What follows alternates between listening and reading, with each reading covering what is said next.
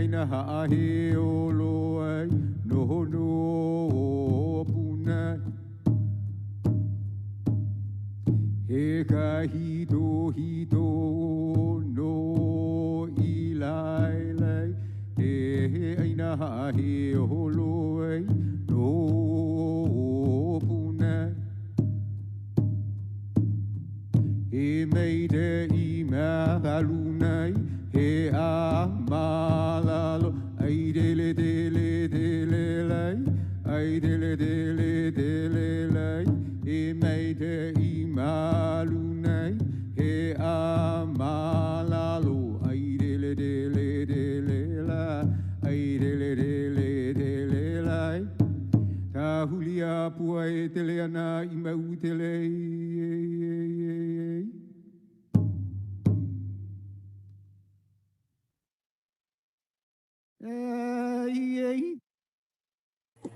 Aloha kakoi kalamai. I think I just barely missed the perfect sweet spot for in between the melee there.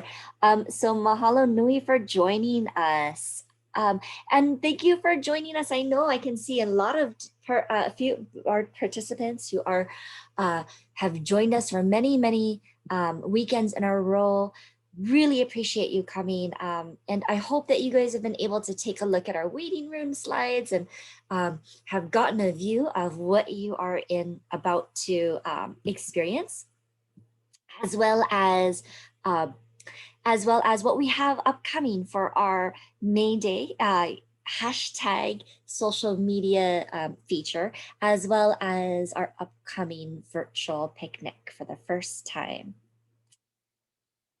And without further ado, I'd love to welcome an aloha to our Island to Island reunion, an online conversation hosted by American anthropologist Dr. Fey Ginsberg. Tonight, we celebrate the acceptance of Island to Island into the Smithsonian Institute's 2021 Mother Tongue Film Festival with filmmaker Dr. Jacqueline Hazen and Kahu Oli Chris Gato and Keone DeFranco. Kalamai there. I'm used to calling you Kahu Chris. Island to Island plays the 6th annual festival for the first time from May 1st to the 31st of this year. Be sure to gather the ohana, pop some popcorn to enjoy the short film on Saturday or throughout the month of May, along with a collection of other wonderful films about First Nation languages and people. Now, let's meet our Island to Island filmmaker, Dr. Jacqueline Hazen.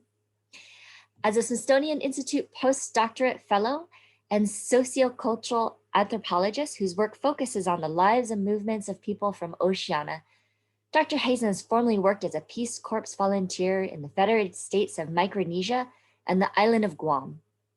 Island to Island is a documentary short that Jacqueline made while a student of Dr. Fey Ginsberg's at NYU. Also joining us tonight are two gentlemen that I think you'll recognize, Keone DeFranco and Chris Kato. Keone and Chris are both Kahu Olis, who are the subject of Jacqueline's short film, Island to Island. The film explores what it means to practice and teach Ole in New York City in the diverse spaces where Chris, Keone, and others chant. Chris remains in Brooklyn, New York, and also as our Halavai board member. And Keone, a former New York resident, joins us now from LA.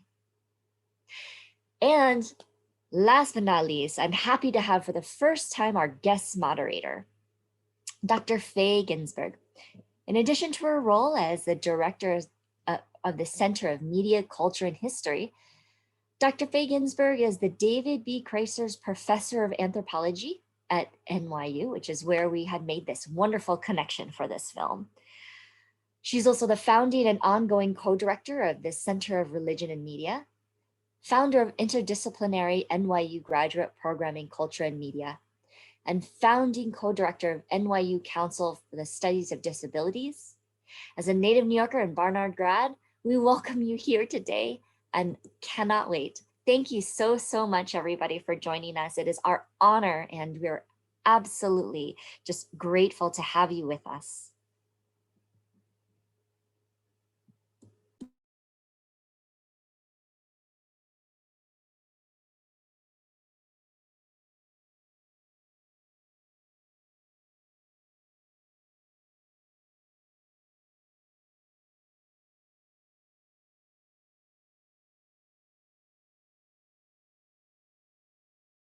Ikalamai, I not sure if you guys can unmute yourself, yeah?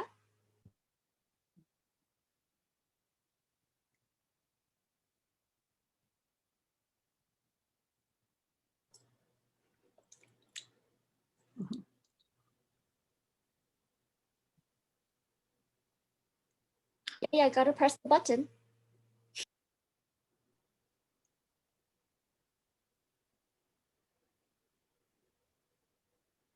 Okay.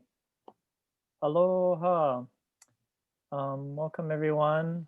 Thank you for joining this Kahu Oli reunion. And today, we are not actually showing the film itself since it's being programmed all throughout May with the 2021 Mother Tongue Film Festival. But we do have some nice treats for you. Some clips, some stories, some photos throughout this session. So glad you could join us. And for the Q&A, we are not going to be taking so many questions about the language and chant because we'll have a separate Q&A with the Mother Tongue Film Festival. So we encourage you to tune in. It'll be playing throughout the month of May. Yeah. So tonight instead, we're going to be sharing a lot of stories that were happening around the camera, as it were. And thank you for joining us. We just want to start with our first clip, which I'll be queuing up for us.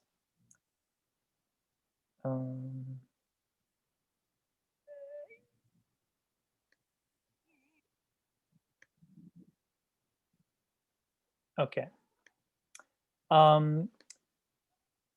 This would not be possible without the generosity of our teacher in chant, Dr. Polani Kanakaole Kanahele, and the Edith Kanakaole Foundation. So we just wanted to open with this clip of our kumu, and this was made a few years ago to promote a book that she wrote, Kahu Ola, The Living Earth. We'll see you on the other side of this clip. Enjoy.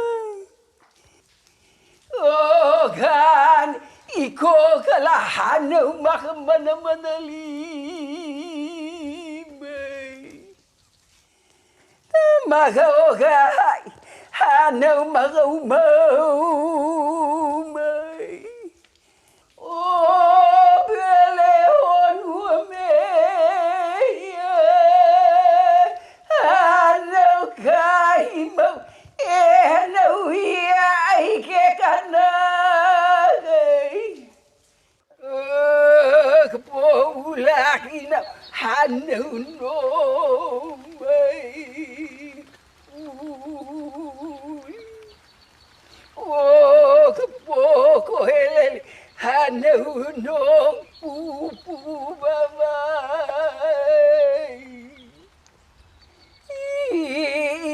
Kalu kalu no no nama nama nama bye.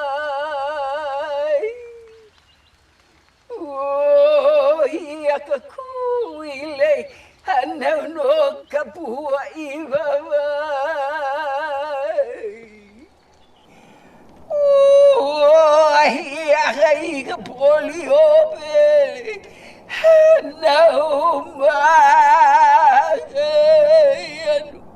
Hey, I know who a boy.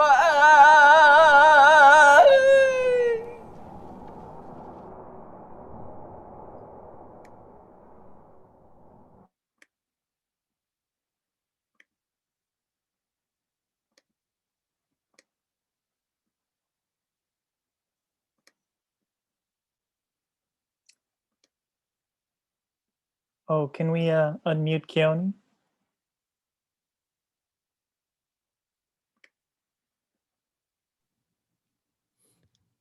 Iku mau mau, Ikuva, iku mau mau, iku hulu hulu, ika lana vau. Ikuva, Iku lana vau. Kuva, Kuva Kuva huki, huki, Kuva kuva ko, ko, Kuva mau, mau, mau kaulu, e huki e e kulia. Iku mau mau, Ikuva, ku mau mau, hulu hulu, ikala na vau. ikuva, Kula na vau. ikuva. Kuva huki, Hauki, Kuva kuva ko, ko, Kuva mau, mau kaulu, e huki e kuli. kulia.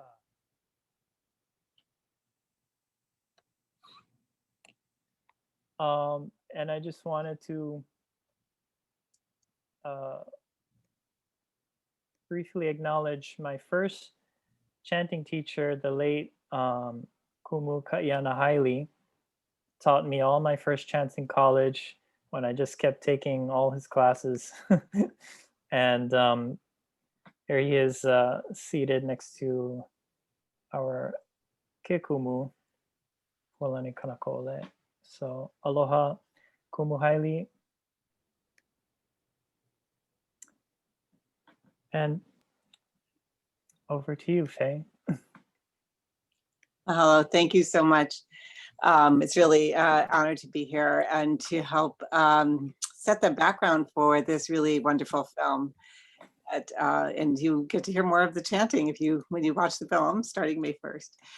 So I know Chris was emphasizing how today we really want to look at what I would think of as like the off-screen life of the film, how it got to be and some of the stories around it. So I know for most people here, they may not be aware of kind of what motivated the film to begin with, because Jacqueline we have a very unusual program here at NYU that I have the privilege to run, and every year introduce students into the opportunity to make a documentary. We really stress being collaborative with the film subjects. We are really proud to have a very strong stress on highlighting Indigenous lives if we can. So I'm going to throw it over to Jacqueline to talk a little bit about how you picked this subject and made this wonderful film.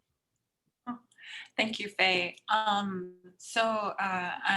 Thank you to Chris and to all of the Halavai present board and the past board and the members of Halavai for continuously welcoming me, first allowing me to attend events and then film activities. Your Pauhana Spring 2016 is featured in the film. And thank you also for starting the evening with chant. One of my goals in making this film was to have chant resound, Oli resound in as many places as possible, including some late night editing sessions in the NYU Department of Anthropology, where I'd open the door and just blast the hallways. I'm thinking about this conversation tonight as a conversation with two of the worlds that made the film possible. So Halavai being one, Kumupualani Kanaka Ole Kanahele and her Ohana being another one, but then also the culture and media program that Faye is the founder of, being a very key world that made this film possible. How So did you this is hear about the program, if I might ask?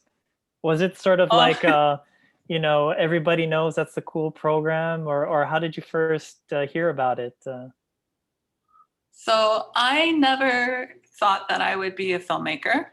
That was not something that I was actively seeking out. I knew that NYU, you know, you hear the name NYU and you think media, you think film. And when I came to the orientation as a student, I had heard just a tad about the program, but we actually sat down and watched films that previous students in the culture and media program had made. So this was part of I knew this was an opportunity if I came to NYU's anthropology department, that I would have this opportunity. And one of those films was actually made by my former roommate and classmate, Teresa. So you screened Teresa Montoya's film that night. Okay. So yeah, so that is, yeah. And So we do have the poster from your screening night. Right, our screening night. And Yes. there's So this film, there. yeah. So this film wouldn't have been made possible without the support of the other people whose names you see on that poster. Our faculty for culture and media, who are faculty in the Department of Anthropology, NYU Cinema Studies, and MCC, Media, Culture, and Communications. The certificate is not just about documentary production, but there's a set of courses that you go through that introduce you to the history and the dynamics of ethnographic filmmaking, myriad kinds of media and media worlds of diverse cultures, and the politics, so the power behind making documentary. And it was in one of Fey's course, actually the first core course of the curriculum, that I was first introduced to the practices and the dynamics around the power of representation. So the power of being a filmmaker in present. I think that's, and I think that's why we felt comfortable as well. That we knew that we were in ethical and in good hands with that background. So I just wanted to mahalo you for that as well. Yeah, no, from that first course, I had seen a range of kinds of collaborative practices from anthropologist filmmakers in the 1960s and 70s, Jean Rouche, working with interlocutors from Nigeria, but then also indigenous filmmaking movements in Native North America, Latin America, New Zealand, Australia, the Arctic.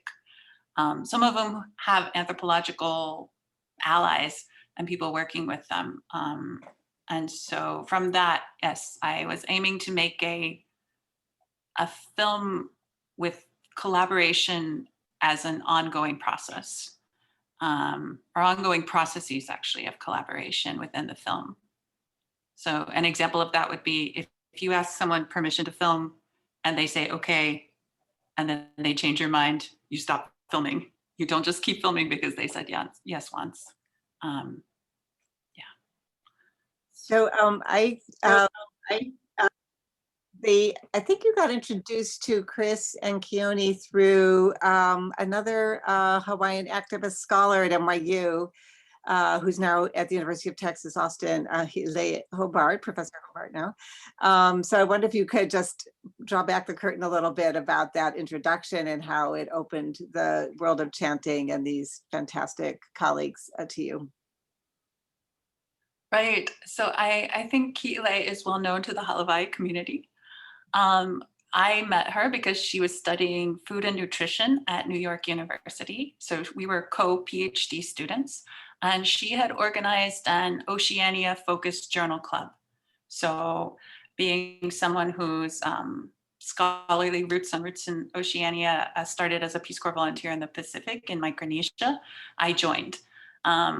And when it came time to make for my year-long documentary workshop class, I remember running into Hi'ilei one evening and saying, I have this opportunity to make a film, and it's such a different opportunity than writing a paper. When you write a paper, you can write about sound, you can write about chant, you can write about music. But when you make a film, you really have the ability to showcase that music and sound. And I really wanted a project where I could make music the focus and not some little dinky background music. And Hi'ile mentioned that she had two friends who were studying Hawaiian chant and were about to have a recital and their initiation. And I asked if she would introduce us, and she sent us an email. So that is part of how we met. We actually realized that Chris and I realized that we had met at a Halavai event that day that Hi'ile sent the email. And yeah, we had actually met previously at another Pacific Island Chamorro event. But that's another story. I think, yeah, I remember sitting next to you at like a solstice dinner with Dakota, I think it, and Chief Reggie and folks. And yeah, so those circles overlap. Yeah. But Dakota yeah. is Chamorro. Yeah, Hi'ile, actually, I had only met her in New York. Aloha, Hi'ile. We have a mutual friend in Kami Kanoa. So I went to elementary school with Kami, and Hi'ile went to high school with Kami, I believe. But all three of us were able to go to visit the island of Ko'olave. And so we have this sort of connection in that sense. And then Kami was coming to visit New York. Maybe there was a conference or something. But she knew both of us. We had not met each other. We were all in New York, and that's how we got connected. And I think everyone is busy in New York. So if we don't get together, we're like texting, keeping in touch by text. And it must have been one of those, hi, what are you up to? What's going on? What's new with you? And I would text back to Hi'ile, well, I'm on this incredible Oli journey over Skype. And she would text back and say, oh, that's amazing. And so I think that's the only reason why she knew that we were on this journey, because it was like a private kind of lesson for about a year. Keone, had you met Hi'ile, or? I believe we had crossed paths through one of the Halavai events. Yeah. Ask Chris and Keone, did you know each other before you started doing the chanting, or is that a long relationship, or did it get pulled together partially through the chanting and the film? It was a great bit of luck and timing. If you don't mind, I could tell a little bit about it. Well, I was on a lunch break, I think, in Union Square. This place, Enju, near Barnes and Noble. So I popped in for a bento or something. I'm in the queue. I'm standing in line, and I glance over and I see the Hawaiian coat of arms. It's like a patch, and it's sewn into this fellow's jeans. And I see it, catches my eye, and I approached you and said, "Oh, he Hawaii oe. Are you from Hawaii?" And it's like, "Yeah, I'm from Molokai." And it's like, "Oh, do you know Kumu Manawai?" And it's like, "Oh yeah, that's my cousin." And it's just like a rapid fire exchange of, "Who are you and what are you doing here?" And I said, "Oh, I'm from Hawaii, living in New York." And we became friends over that lunch. You took me to tour your office, which was down the street, Lua, and there's some magnificent, wasn't it a Hokulea mural in your office, your first office? And we struck up a friendship that way. And then it was really around the time that the Fukushima disaster happened, that Keone was showing me on his phone, just like it was like a thermal, I don't know, like one of these things where it tracks the radiation in the ocean. And you were really upset about that. And I remember thinking, what can I bring to this this friendship? What can I bring to the table? I remembered I had like a coffee table book of Ko'olave, and I gifted it to you. And then the next time I saw you, you were saying, "Thanks for the book you gave me. I'm practicing the chants in the book." I was like, "Oh, that's amazing." And so could I take a look? And was looking at the chants and was like, "Oh, I know who composed that chant. That's my professor from college." I happened to have her email, just a shot in the dark. I sent her a mail, says, oh, I met this Kanaka Mauli in New York. We're looking at your chant and just wondering if you could show us how it's supposed to be done. And not really expecting a reply because she had retired and she's a private person. But the email came back and says, yeah, we can meet. And Keon, you want to talk a bit about the how that was set up? Yeah. And just an anecdote. So when we'd met, I think I'd just gotten back from Hawaii a few days earlier, and I was just in the airport and I saw the patch, and something inside me just said, buy this and like sew it to your jeans. And it was like the next day in New York that we ran into each other. So something kind of the very next day. Yeah. Tapped us and made the connection happen, which is really magical. But yeah, I mean, I think when we first started, we were just going, we were talking about Kahu, talking about, a chant or two in the book. And then, it evolved to, well, before you can do this chant, let's do some basics.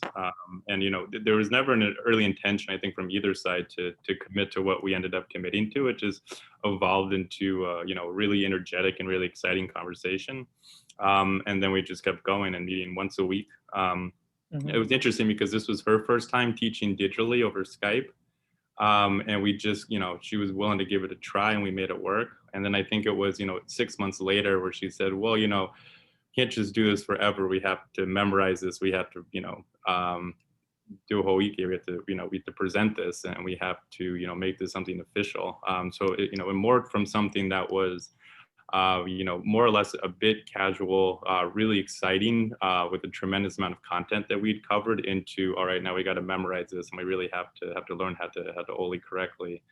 And, that was really exciting. It was a magical experience. And what's really nice to see, especially, in such a difficult time as COVID has been, is that, Antipua's daughter, who's a, prolific chanter, Kekuhi, is actually, I think a lot of, spending time at Mauna Kea and teaching chants there, got them comfortable. But, a few weeks ago, she started teaching Oli over Skype, open invite. Anyone that's interested can check her out, kekuhicourses.com.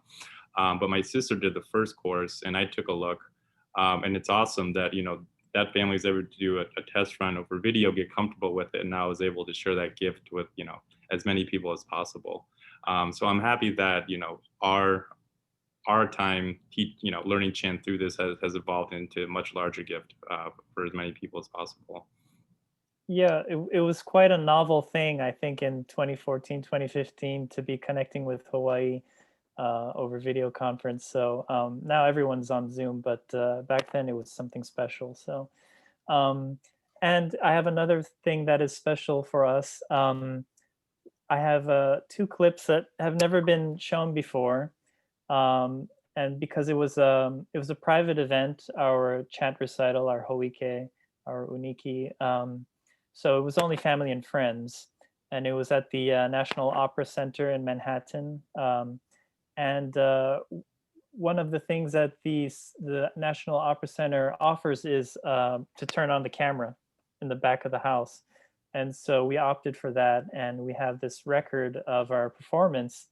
It's almost like maybe an hour, but we're just going to show you one chant. And the chant that I've selected actually talks about the ocean, which is pretty much why we kind of connected in these ways. So let me cue this video for us.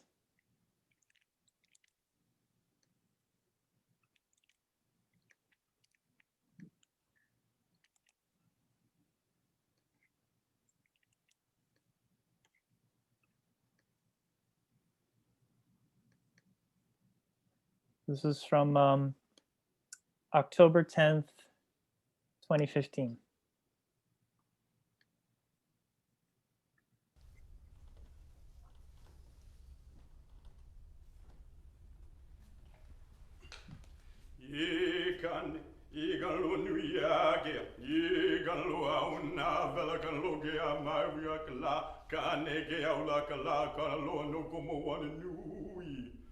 Moni, moni, oi gaia nui gaia yu gmano i ganui ge o laon. O ge gai onu ae, o ge gai ulia baloa, o ge onu o ga gai loloa, o na valua gana lo i baka gamaka gamaku valua gana lo. Lani ge gai lani go onu lani moku a gana lo i moku baba baba baba ku ge o lono ka paola i ge wa gana loa.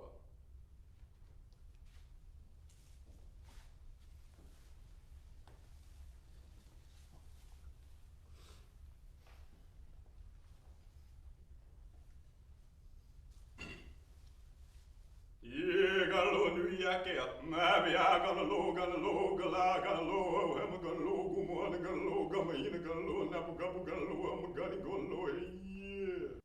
Gonna lo,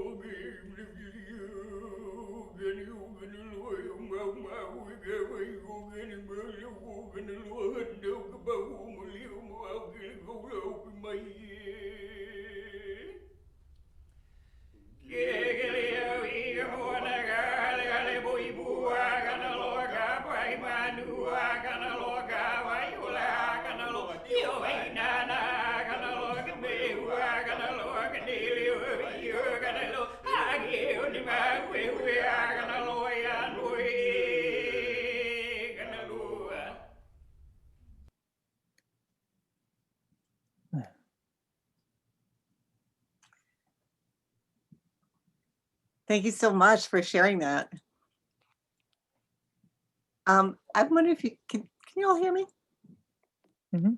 Yeah, okay, good. So I'm just wondering if you could maybe talk a little bit about the, again, a little more of the off-screen life of this particular piece of film. And so, some of that recital is also in Island to Island, as I recall.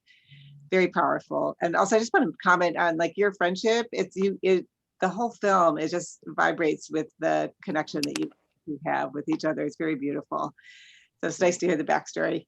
But I understand that that Keone, that you had what was the experience like for you the morning of the ritual? Yeah. And before we get to the morning, I think it was the day or the day before, we had to do a dress rehearsal with Auntie Pua, but also her daughter Kekuhi, with a close family friend, Auntie Luana. There might have been a few others there. But when she got to town, because she flew all the way from Hawaii. They flew all the way from Hawaii for this. That was really nerve-wracking. And then, we were going to do a run through, and, we'd typically done, this on a regular basis with Auntie Pua. But when we showed up to the run through, everyone else was there. And that was really nerve-wracking. And we had to go through the entire performance, and we did it. And so I think that was, at least for me, the scariest moment to get through. And when we were finished and they said, really great job, we'll see you tomorrow for the performance. I felt like that was in many ways the Hoike. I felt that, I'd honored her, I'd made her proud. She spent so much time with us, and this was her first time, having us perform for others. And so when I woke up that when I went to sleep that night, when I woke up that morning, I felt really good about what was happening. And I felt that, confident that the two of us were going to go and make her proud and on a larger stage. And that run through was at the offices of Lua. Yeah. Exactly. And so, the morning of, I'm not sure if Chris was going to do a photo. Yeah, I have visual aids. But Chris had a great idea to, the morning of, go near the Brooklyn Bridge and chant, by the water. I think, as the sun was rising. I think that was, Kawila. Kawila had suggested, you guys should do Hiuvai. Kind of purification the morning of the recital. Yeah. Go ahead. And as Chris was just reminding me, we went out there, sun was rising, the water was calm, and we started chanting. We started doing, Kanaloa chants for the ocean, chants for the water. And the wave just kept increasing. We really felt a great vibration, a good connection to, the Lenape land that we were, going to be presenting on. And then, this is a photo of us, during a practice. And so, one thing that's interesting about learning Oli in New York is that, you don't have the same connection to nature that you would if you were in Hawaii. You have to make the effort to get out there and go into nature. So this was a really good way of bringing our skill set, sharing it with nature in the proper way. And did you want to go to the third?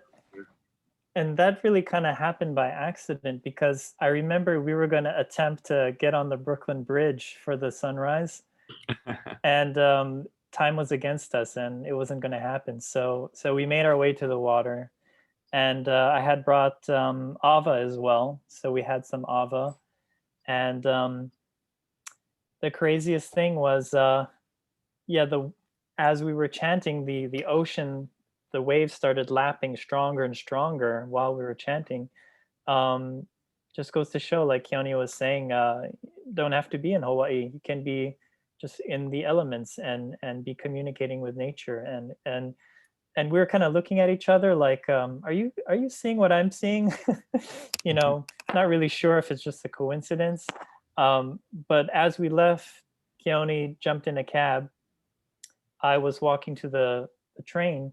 And as I was walking, I see this incredible sign from the universe, from Kanaloa, an octopus, a he'e, with the tentacle spelling yes.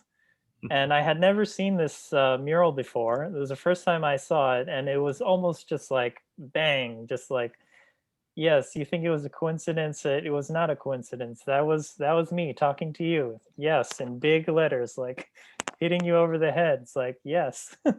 And it was just one of those great, I call it a New York ho'ailona, where the omen is there, but in a New York City format.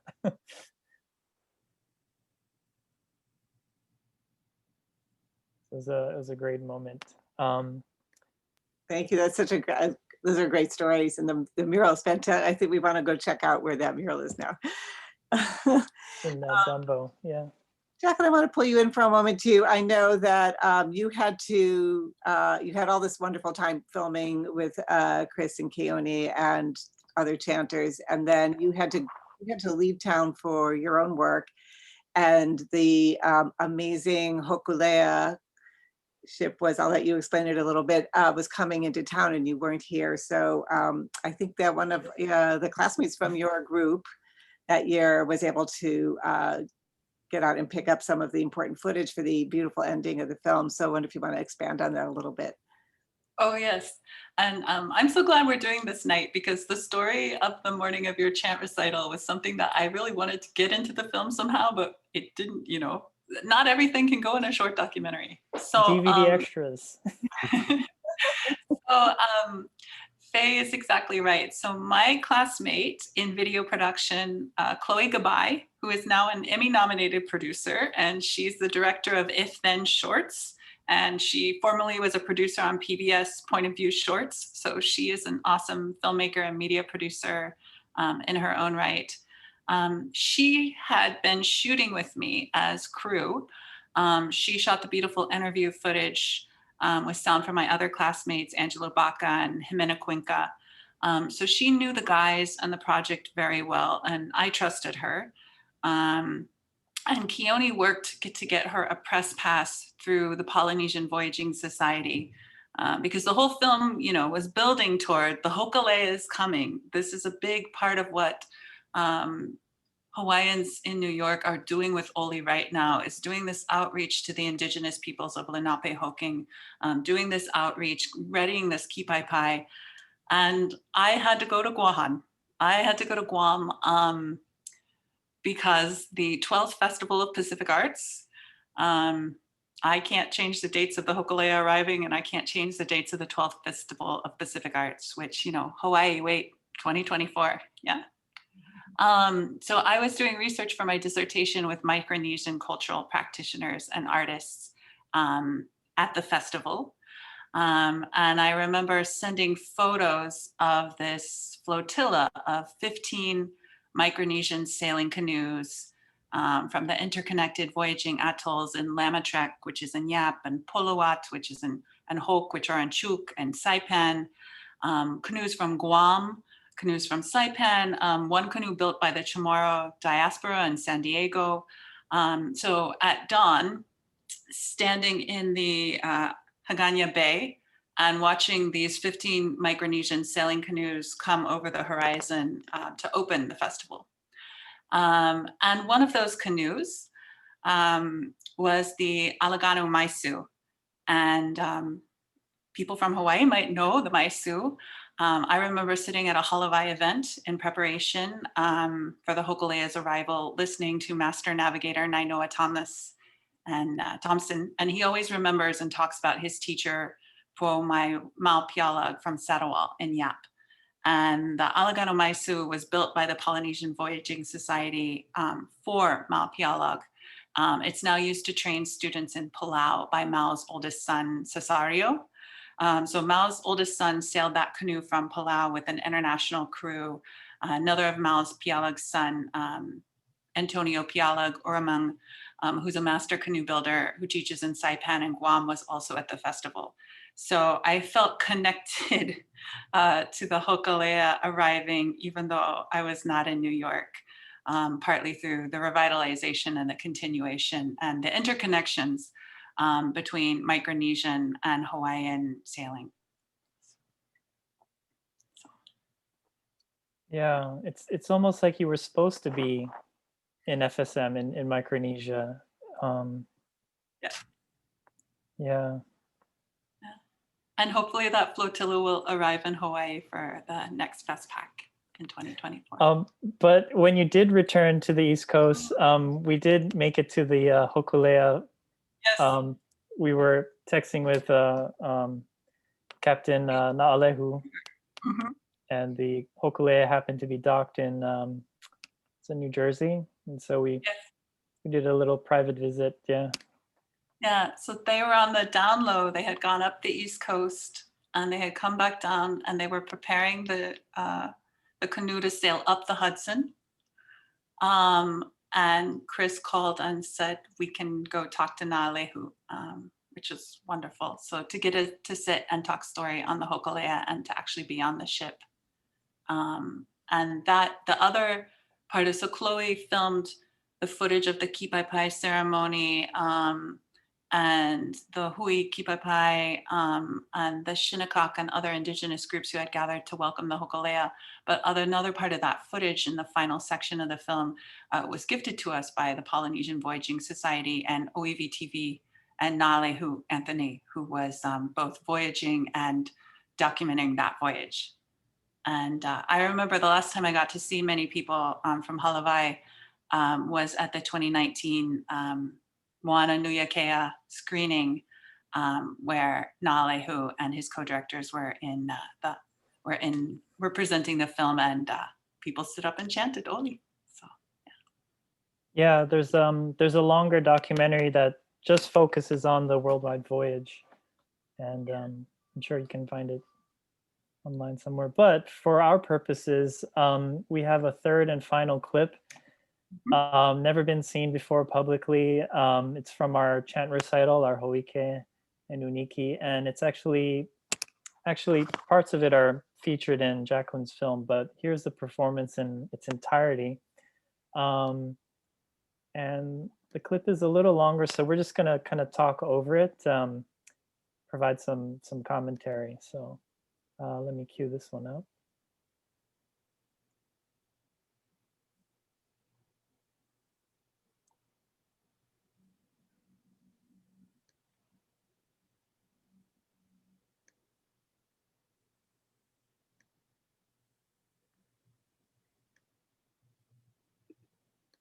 Okay. Here we go.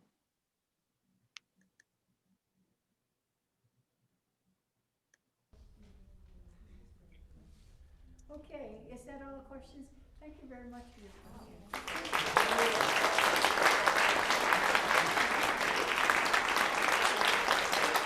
My grandmother, one of the reasons I was going to present a lay, and she's featured in the documentary. I give a short anecdote about her going to Kamehameha schools, not having the opportunity to learn Hawaiian language, Olelo, and how how proud she's been, watching me develop Oli, and especially that night being able to watch the two of us present it.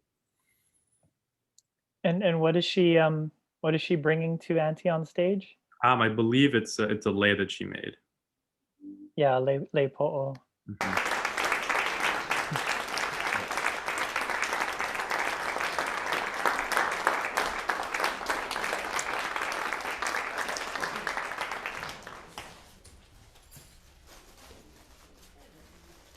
I honestly I didn't know whether we were going to get initiated until the very last moment. I was like, maybe she could say no. Like, that was terrible. But yeah, it happened. Those are kappa kihei's that's been dyed in Olena. Oh, open it. Yeah, you have to do your own. So she presented us with these special bar cloth kappa, and in a special dye as well. I think it was Olena. The beautiful yellowish kind of color.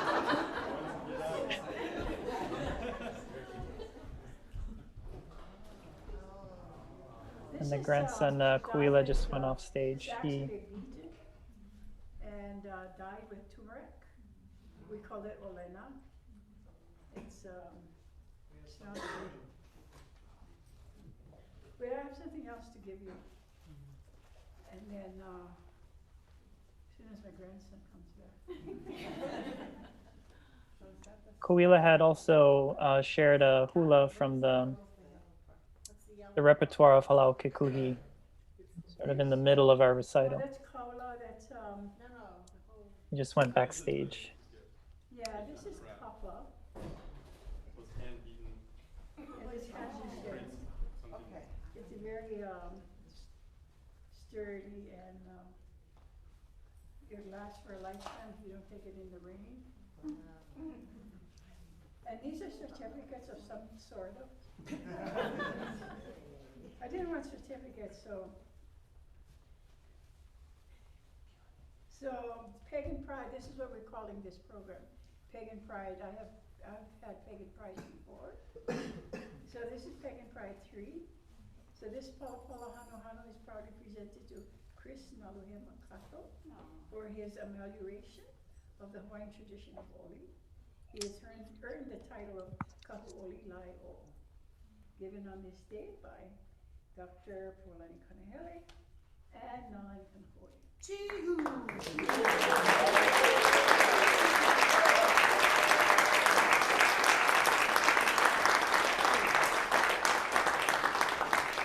Pagan Pride 3, this Pala Pala Hano Hano is proudly presented to Michael Keone DeFranco for his amelioration of the Hawaiian tradition of Oli.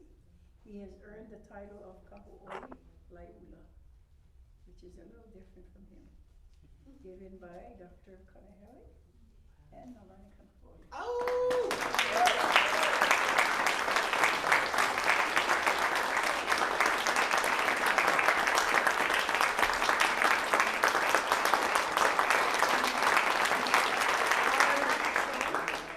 Quiet and sit down.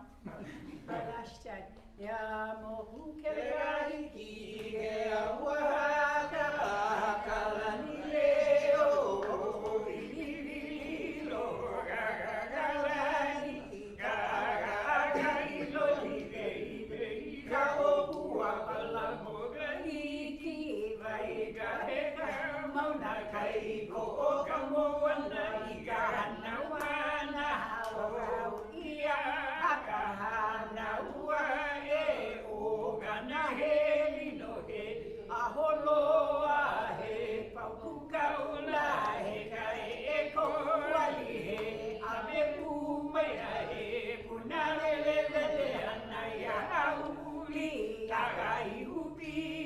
Kai hunana, ka manohai, gai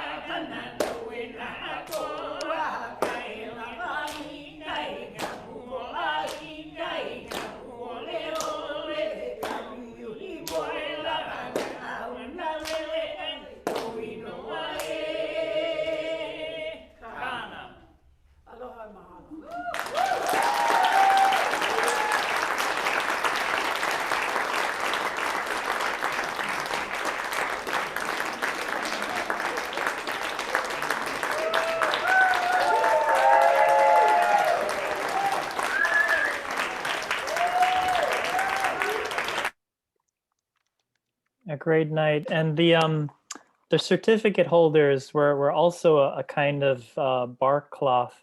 I don't know exactly which one, but beautiful material as well. And that last chant has to do with navigation and traditions and this mythic figure Kana, which is found actually not only in Hawaii, but Samoa and different variations of the same myth throughout Oceania. I just wanted to, it just reminded me as well that if I could share, when I was a teenager in Hawaii, I really remember one time catching a flight, inter-island flight. My dad lived in Hilo, my mom was in Honolulu. I was probably going to visit my dad or something. I was on the plane and they had the in-flight magazine, you know, Hawaiian Airlines, like Hanaho magazine or one of those. And I remember reading an article about Kumu Keali'i Raichel. And the article talked about how he was already an accomplished teacher of hula, master hula dancer and teacher, and he wanted to improve himself in chant. And so he sought out chanting lessons from Kikumu Pualani Kanakaole. And I remember as a teenager just reading this article being like, wow, that's so amazing. You can, you know, go and seek out a teacher and improve yourself in a manner that you're curious about. And I remember my teenage self thinking on the plane with this in-flight magazine, like, wow, that's never going to happen for me because I don't dance hula. I'm not a hula master. I don't have a halau, you know. It's like, that sounds amazing, but I don't know if that'll ever happen for me. And never say never, because wow, you know, fast forward decades later and getting that same opportunity to learn from the same person I read about in that in-flight magazine. Just goes to show you life is full of surprises as we navigate our lives. So just wanted to share that. Aloha, kumu keali'i. So do we have time for a little bit more, or how are we doing? We're creeping up on 8:08 p.m. So I think, yeah, we maybe just briefly kind of, as we talk about navigation, how the film Island to Island was also navigating the festival circuit and other settings. Maybe we have a few minutes for that. That sounds like a great way to end this, but set up the screening of the film that we hope many of you will be attending. And thank you so much for that beautiful footage, by the way. So Jacqueline, do you want to talk a little bit about the film's journey? And I know that there have been, I know when it premiered at the Margaret Mead Film Festival in New York, Keone and Chris were there and did some really fantastic chanting. So anyway, take it take it away. Yes, so I think the first 3 times it screened at the May showcase at NYU and then at the premiere at the Mead. Chris and Keone were there and chanted, and that was when at the Mead we screened with Malay murals, and so Kumupua Case was there. And then at the Native American and Indigenous student group of NYU's festival, there was I couldn't also make that one. I don't yeah, think I made yeah. that one. Chris was not there, but Kawila was there. Dara and Oh. Amy, Keone, I think were you there? Yeah, but and I see Angelo in the chat. yeah, and Kainoa was there, yes, and Angelo Aloha, helped Angelo. organize that. Yes. So and that was also had Hawaiian food organized by Halavai members, and that was a really nice pairing because Island to Island played with films that. One thing that I kind of regret a little bit about Island to Island is it doesn't show really how Oli is used in activism and has been used in activism, Hawaiian activism since the 70s. But when it screens with films that show that, that's nice. So my film classmate, Angelo Baca, whom many of you may know, and who's in the audience, he's Navajo and Hopi. He's we've been really honored to have the film, to have him take the film and screen it at the Chickasaw Nations Film Festival in Oklahoma, and then also in his classrooms.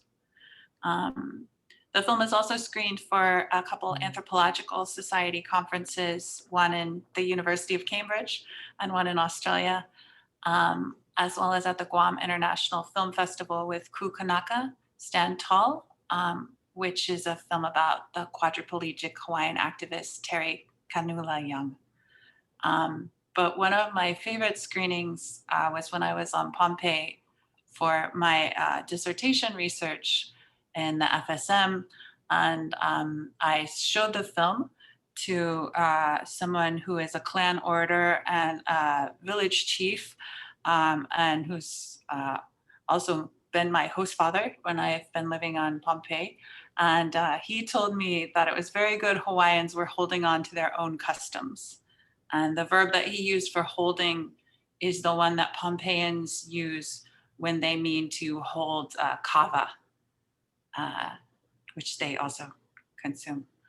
And then we had the film screening set up by Chris at the New York Botanical Gardens. So Keone. That's right. Yeah, Keone and Chris, you were there.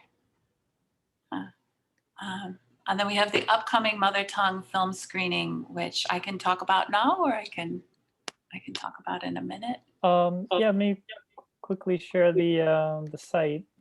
Yeah. So this year, the theme for the Mother Tongue Film Festival is the healing power of storytelling. And during May, there's a whole slate of films set in Oceania and in Australia, including the feature film Waikiki, which was shot by a Hawaiian director, Hawaiian cast, which is very exciting. The Land of Ebb, which is about Marshallese communities living on the Big Island, and Island to Island is one of the films featured. So throughout the month of May, you can visit Mother Tongue. It's free, it's digital. It's our first digital festival, so that's really awesome because we can go wide. Yeah. Mm-hmm. And aloha, Stacy. Mm. Is there a way we could promote Brother Angelo? Is he still there? Absolutely. 1 second. Just for a moment. Crew member of the Island to Island and friend. I should probably say that throughout the video production class, which is a year-long class in which you work on your films, it's a workshop class. So every week you're, hi, Angelo. So Angelo was one of the people not only helping film the film, but also commenting on it every week. And we had our late night co-editing sessions. Mm. Right. Yeah, just so good to see you and hear you. Thank you so much. I think your work is incredible and it inspires me to keep learning my language and my songs. And so it's been a wonderful time to work with Jacqueline, the folks at Culture and Media, and of course the Hawaiian community in New York. I think sometimes those things are magical and a little bit blessed to have those intersections, because obviously that was the work I was trying to do, was bring Indigenous communities together in New York as well. And just thinking about it, and it's like, it's hard because when I showed my film about bear's ears, like you see my backdrop there, the Hawaiian community got together and they were able to make food for our film festival. And they did a chant for my grandmother who passed. So just, thank you very much for supporting me too. Mauli no aloha, right? So thank you. Yeah. I'm really grateful to see my friends and celebrate your success. And I hope that the learning and the blessings continue. So yeah, thank you. Mahalo, Angelo. Great to see you.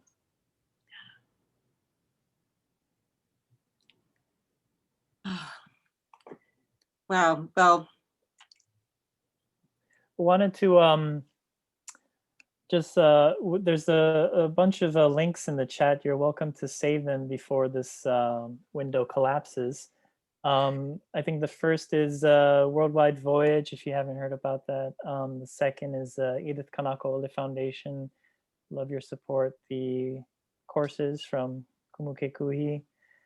And this last link I'll share is a chant for healing for yourself and for others.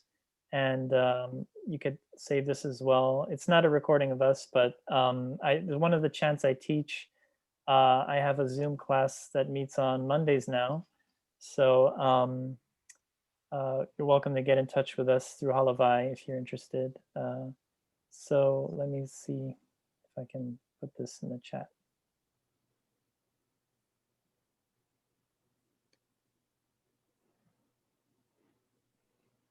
And yeah, it's just grateful to Halavai and our friends here. The world is kind of on fire, inflammation of the world, and we need some more healing. So this has been quite a healing time to spend this evening with you. So mahalo from myself.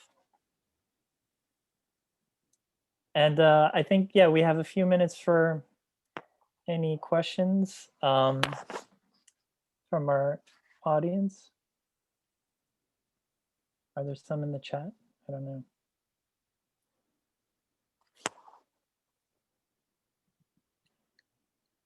I would like to ask a quick question. How has your Oli developed now? Are you still learning, still taking on some new lessons or teaching others? Like what's it looking like now? Oh, Angelo, that's one of the questions Mother Tongue is going to ask us. So there'll be a separate Q&A. All right, I don't want to spoil anything then. But yeah, I could say it's been an interesting journey, continuing to teach, and basically I just go where I'm invited. So if I'm invited to chant, I go. And it's led to some interesting some moments of sharing. So yeah, and for me, Oli is definitely a huge part of my life, something I do every day, especially being up at Mauna Kea. Oli was a huge part of that movement on a regular basis every day. And yeah, I've actually started back into chant lessons, course 1 with Auntie Pua's daughter, just because there's so much more to learn, so many new techniques.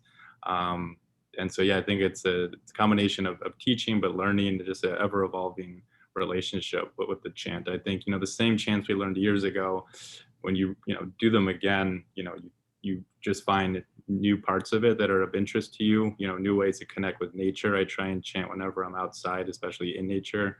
And I think it's just, a special gift. That's amazing. I'm not gonna lie, sometimes when I get tired or I feel like I can't focus, I'll think about the chants that me and Jacqueline were hearing in the middle of the night editing, and it'll just get me fired up and get me going again. Yokuma Mao. Okay, I'm up. Let's do this. So heard it so many times, and I never heard it. Never. Right on. Could I ask of Keone and Chris, have you taken the film on the road at all without Jacqueline, or have you been able to use it in ways that have helped to expand the interest in Oli, and how it can, I have to say, when you see the film, it's so remarkable to see how vibrant the Hawaiian community and allied chanters, how vibrant it is in New York City. It's very unexpected, I have to say. It was all a revelation to me. So anyway, so just curious if you two have been able to use the film for whatever kinds of purposes. For me, not any official setting. If I'm, meeting with someone and, the conversation goes into Oli, I'll share it with them as, something to come back to in the next conversation. So it's something that I'll share if it comes up spontaneously in the conversation, and I feel that they'll get something from it. But I've just been so impressed with the way that Jacqueline's continued to get in front of new audiences. Absolute honor. Well, yeah, and we normally decide where the film goes together. So if I have opportunities, I send them to you guys, and they get back to me about whether or not we should send the film there. So yeah. Yeah, we get all the updates. that is part of, it's a we, even if I'm the director, that's important to me. Yeah, Jacqueline's good people's, guys. I've seen her really work tediously, meticulously, and stress over the littlest things, but it's going towards some good work. So really glad that you're doing that and making these stories come on the screen. It's pretty awesome. So congratulations to everybody. And I have to thank you too, because as a filmmaker myself, it was such a great experience to take off my filmmaking hat and just be in service of your film. And so that was an incredible experience, sitting with you in some editing sessions. And it's a tremendous gift. Mahalo. For myself, I've been able to share it. It's an interesting film because it's such, you don't think about like Hawaiians in New York unless you know of it, the community here. So it's been fun to share it with friends in Hawaii, but also mainland Kanaka. And it's a really interesting kind of intersection, island to island. So yeah, really great. Yeah, I was so lucky to have a filmmaker participating, because we did have several co-editing sessions, and one was 7 hours long. That is what happens when you put a PhD filmmaker and another filmmaker together. And Chris was wonderful in that he brought in different categories of things to work on. And so something I meant to mention was that with both the Hawaiian chants and the Shinnecock songs that are at the end of the film,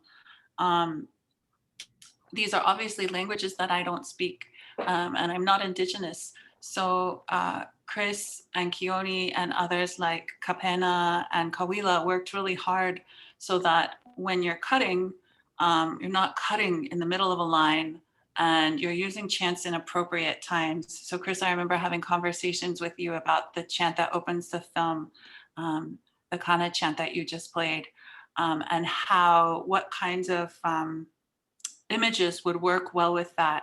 So if you understand Hawaiian, you might see those layers, but those were extra layers that I was lucky to have people who were willing to work with me to fix those and make those right and double check things and look at edit after edit. Keone was saying earlier that his sort of hoike moment might have been the rehearsal before. And I think mine was when I showed each of you the cut of the film for May, and you each said, it's a go. And then we sent it to Kumo Pualani, and she said, it's good. Well, she did, she approved. Those were the biggest okays. Yeah, very, very early on, the beginning of production was kind of right at our recital, and the recital was off limits. Yes. And so it was like, okay, I don't know if you're gonna find anything to film, but we can talk about it. But when my conversations with Pua, she was saying, I've done enough interviews. It's time for you guys to elucidate what you know, and so you guys handle it. And that was the okay that we got to move forward with this project. So that's how this kind of happened as well. Yeah. We're a little over the hour mark. This is a great gathering, but are there any other questions from our audience? Otherwise, we invite you to check out the Mother Tongue Film Festival and Island to Island. The clips you saw today were just performances from our recital, but the film itself is going to be screening throughout the month of May. So if we have time, I have one more thank you. Yeah, this one is for Keone and Kawila specifically, because there were times, and also Chris too, there were times when I was behind the camera and y'all would say, okay, put down the camera and come and chant. Yeah, and that really made a difference in my connection with the Oli, and also gave me something that, yeah, I can pick up when I'm feeling low. At least I can ehomai. And I remember Keone was doing outreach with the Shinnecock, who are on Long Island. That's where their land is. And there was an opportunity to go out there and to chant and to do outreach at their winter formal powwow. And it was one of those where, should I take a camera? And Kawila and Keone said, no, don't take the camera, just come and chant. And so to be part of that group, I remember, I don't know what you remember about that, but I remember practicing chants in the car with Vailana all the way across to Shinnecock territory. Yeah, I mean, special. I was just gonna say that was special. I was really happy that you were able to join us for that. That brings the journey full circle. Mm-hmm. Yeah. Yeah, and that's when we were asking permission for the landing of Popolea on behalf of PBS. They wanted to make sure that someone went in person to the different territories, asked for permission for the greeting, asked if they could come greet us. So it was special to be able to take this gift and use it in a formal setting like that. Mm-hmm. I just want to say, I think that's such a great way to, well, Keone and Chris, you gave Jacqueline such a great lesson, which is sometimes the best thing to do is to turn off the camera. Mm-hmm.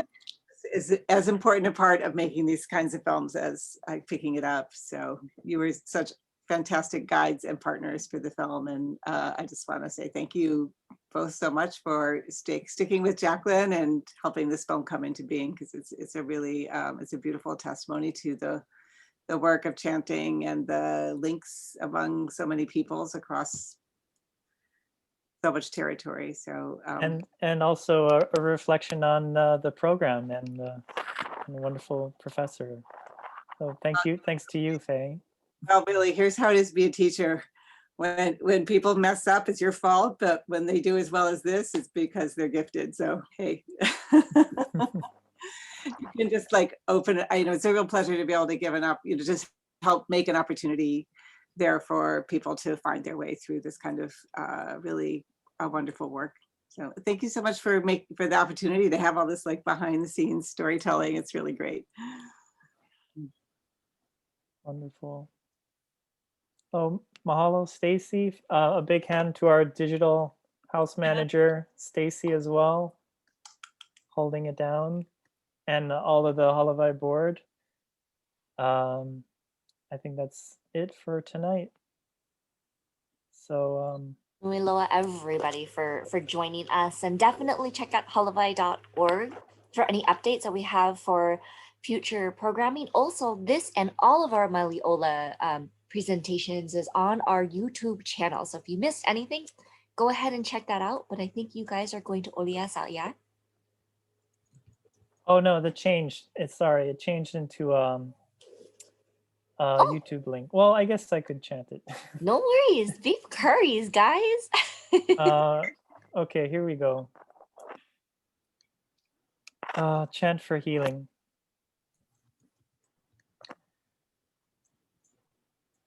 O Kahu he ke ahua e nana mai Kahu mau pula pula e ola a kaniko o ahau makai ole a palalau hala a Kahu ita pua ne ne Alai la ve aku o ia ui ke alo wa ke ae.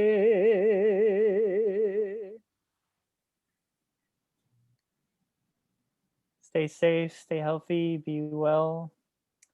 Malamopono and aloha. Aloha. Aloha. Aloha.